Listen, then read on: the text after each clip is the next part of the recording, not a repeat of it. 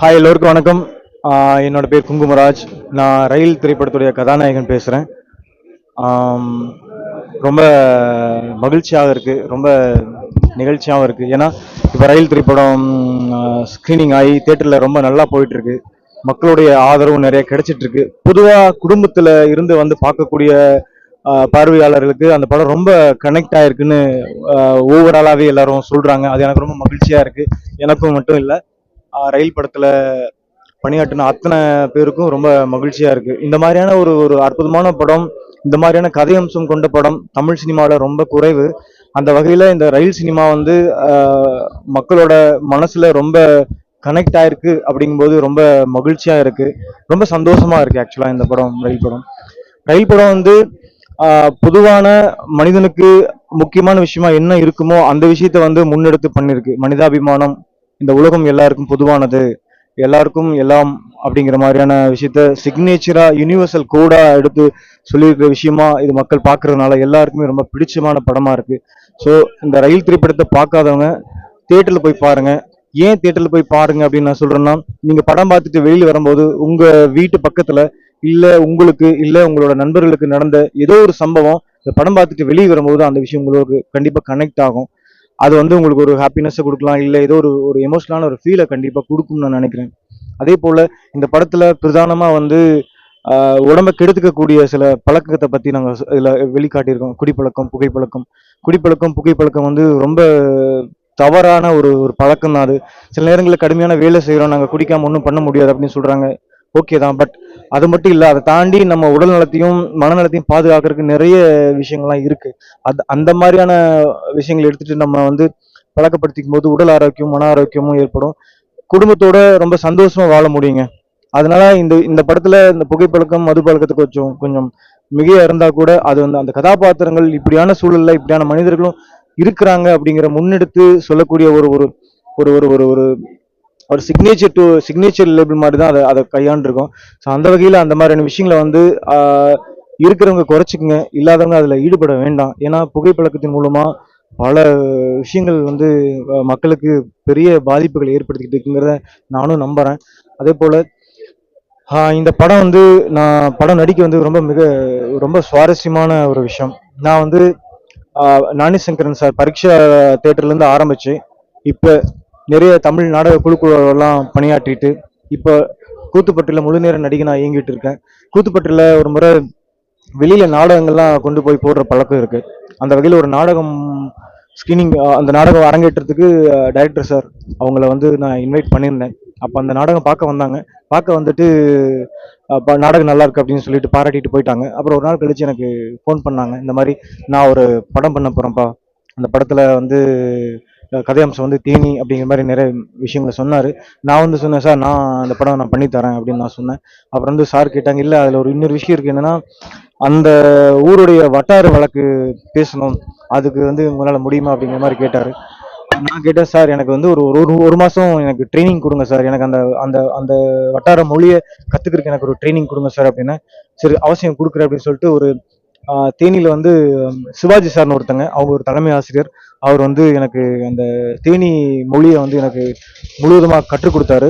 மக்களோட எப்படி பேசணும், மக்களோட பாடி லாங்குவேஜ் எப்படி இருக்கும் அப்படிங்கிறது அவங்க ஊருக்கே போயிட்டு அங்கேயே இருக்கக்கூடிய மக்களாக பழகி அங்கே இருக்கக்கூடிய பாடி லாங்குவேஜ், உருவ அமைப்பு எப்படி இருக்கும், அப்புறம் குடிகாரன் சொல்லக்கூடாது, தவறு. அங்க இருக்கக்கூடிய அந்த மது பழக்கத்துக்கு ஆளானவங்க, அங்க இருக்கக்கூடிய இளைஞர்களோட பாடி உடை அவங்கள எப்படி இருப்பாங்க அப்படிங்கிற அந்த கள ஆய்வு பண்ணி சில விஷயத்த எடுத்துக்கிட்டு தான் அந்த கேரக்டரை மாத்தினேன். அதெல்லாம் முடிச்சதுக்கு அப்புறம் கூட வந்து சார் வந்து இன்னொருத்தர்கிட்ட இன்னொருத்தங்க வந்து உங்களை ஓகே சொல்லணும் அப்படின்னு சொன்னாங்க. அவர் யாருன்னா தேனீஸ்வர் சார் தான். அவர் என்னை பார்த்தனுமே பிடிச்சிருச்சுன்னு சொன்னாங்க. அதுக்கப்புறம் ஸ்க்ரீன் அப்பியரன்ஸ் ரொம்ப நல்லா இருக்கு, உனக்கு நல்ல ஃபீச்சர்ஸ் இருக்கு அப்படின்னு சொன்னாங்க. அது ரொம்ப மகிழ்ச்சியா இருந்துச்சு. ஸோ அப்படி ஆரம்பிச்சு இந்த படத்துல வந்து எனக்கு இந்த புதுமுகமா அறிமுகம் ஆகுறதுனால இந்த டைரக்டர் டீம், கேமராமேன் டீம், இவங்க எல்லாருமே எனக்கு சப்போர்ட் பண்ணாங்க. அது மட்டும் இல்லை, அந்த ஊர் மக்களும் வந்து அந்த ஷூட்டிங் நடக்கும்போது பக்கத்துல இருந்து பார்த்துட்டு நான் அவங்ககிட்ட போய் ஒவ்வொரு முறை கேட்பேன், இந்த உங்களோட ஸ்லாங் மாதிரியே இருக்கா, உங்களோட ஸ்லாங் மாதிரியா இருக்குலாம் கேட்பேன். அவங்க வந்து வா ரொம்ப நல்லா எங்க ஊருக்கார மாதிரி பேசுற மாதிரியே இருக்கு, எங்களுக்கு பாக்குறதுக்கு அப்படி இருக்கு அப்படின்லாம் ரொம்ப சொல்லி ரொம்ப பாராட்டுவாங்க. அந்த விஷயத்துல வந்து சார் கிரியேட் பண்ண அந்த கதாபாத்திரத்துக்குள்ள நான் போனேன் அப்படிங்கிறது தான் நான் பெருமையா பாக்குறேன். ஏன்னா அந்த கேரக்டருக்குள்ள போறதுக்கு நான் நிறைய மெனக்கெடல் பண்ணினேன், ஒர்க் ஷாப்ஸ் பண்ணாங்க, நிறைய ப்ராக்டிஸ் பண்ணேன். டைலாக்கும் சரி, அந்த வட்டார வழக்கு மொழியை கரெக்டாக கொடுக்கணும் அப்படிங்கிறதுக்காக. அப்புறம் உடை, அப்புறம் பாடி லாங்குவேஜ் எல்லாமே வந்து அந்த சார் கிரியேட் பண்ணி வச்சு அந்த முத்தையாங்கிற அந்த கேரக்டருக்கு கிரியேட் பண்ணி வச்சு என்னென்ன எலிமெண்ட் இருக்கோ அது எல்லாத்தையும் உள்ள எடுத்துக்கிட்டு தான் பண்ணேன். இப்போ எல்லாரும் ரொம்ப நல்லா பாராட்டுறாங்க. அந்த என்ன பார்த்து நீங்களா அது பண்ணாங்க அப்படிங்கிற ஆச்சரியத்தோட கேட்குறாங்க. எனக்கு ரொம்ப சந்தோஷமா இருக்கு. ஏன்னா அந்த அளவுக்கு அந்த கதாபாத்திரம் நல்லா வெளிப்பட்டிருக்கு அப்படிங்கிறது எனக்கு ரொம்ப மகிழ்ச்சியா இருக்கு. ஸோ இந்த வாய்ப்பு எனக்கு கொடுத்த, இவ்வளோ பெரிய விஷயத்த கொடுத்த பாஸ்கர் சத்ய சாருக்கும், வெடிப்பன் சாருக்கும், தேனிசர் சாருக்கும், அதுக்கப்புறம் இந்த டைரக்ஷன் டீம்ல இருக்கக்கூடிய அத்தனை பேருக்கும் நான் ரொம்ப நன்றி சொல்ல கடமைப்படுறேன். அதே போல இந்த கேமராமேன் டீமுக்கும், இந்த படத்துக்கு நேர்முகமாகவும் மறைமுகமாகவும் எனக்கு உறுதுணையாகவும் ரொம்ப ஒத்துழைப்பும் கொடுத்த அனைத்து அன்பு உள்ளவங்களுக்கும் நான் நன்றி சொல்ல கடமைப்படுறேன். இந்த படம் ரொம்ப நல்லா வந்திருக்குங்க. ஆக்சுவலா ஒரு அற்புதமான படம். குடும்பத்தோட போய் பாருங்க. கண்டிப்பா ஏதோ ஒரு எக்ஸ்பீரியன்ஸோட நீங்க வெளியில வருவீங்க. Thank you so much. டப்பிங்ல அந்த உச்சரிப்பு வார்த்தைகளோட அந்த அந்த ஸ்லாங் நீங்க எப்படி இது பண்ணி கஷ்டப்பட்டீங்களா? இன்னொரு விஷயம் சொல்ல கடமைப்படுறேன். ஆக்சுவலா வந்து இந்த படம் வந்து எல்லாரும் டப்பிங்னு ஒரு மாதிரி நினைச்சிட்டு இருக்காங்க. டப்பிங்கே கிடையாது. இது சிங் சவுண்டு. சிங் சவுண்டுனா நம்ம ஆங்கில திரைப்படங்கள்ல வந்து ஆன் ஸ்பாட்ல பூம் மைக் இந்த மாதிரியான டெக்னாலஜியோட எடுப்பாங்கல்ல, அந்த வகையில எடுக்கப்பட்ட படம் தான் அது. இந்த படத்துக்கு ஒரு பெரிய பிளஸ்ஸா வந்திருக்கு. ஆக்சுவலா ஒரு டப்பிங் தேட்டர்ல போய் ஒரு எமோஷனை எம்போஸ் பண்ணி பேசுறக்கும், ஸ்பாட்ல வந்து ஒரு நடிகை எவ்வளவு எமோஷனா பண்ணுவானோ பாடி உடல் அமைப்போட அந்த சத்தத்தோட அதை துல்லியமா, ரொம்ப துல்லியமா, நுட்பமா அதை ரிசீவ் பண்ணி ரெக்கார்ட் பண்ணி அதை அந்த உடம்போட கரெக்டா பொருத்தி இருக்காங்க. இது ஸ்பாட்லயே நடந்துச்சு.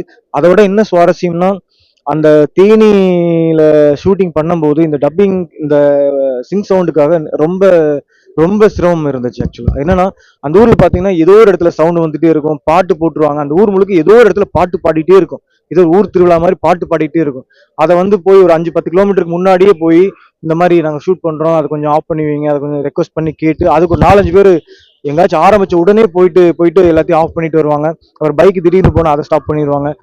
ரொம்ப அதுல சிரமமெல்லாம் இருக்கு. இருந்தாலும் வந்து அந்த சவுண்டு குவாலிட்டி கரெக்டா கொடுக்கணும் அப்படிங்கிறதுக்காக ரொம்ப மெனக்கெடல் நடந்துச்சு. அதுல ராஜேஷ் அப்படிங்கிறவர் ஒருத்தர் பண்ண ரொம்ப அற்புதமா பண்ணியிருக்காரு. இந்த சவுண்ட் வந்து ரொம்ப வித்தியாசமா இருக்கும்.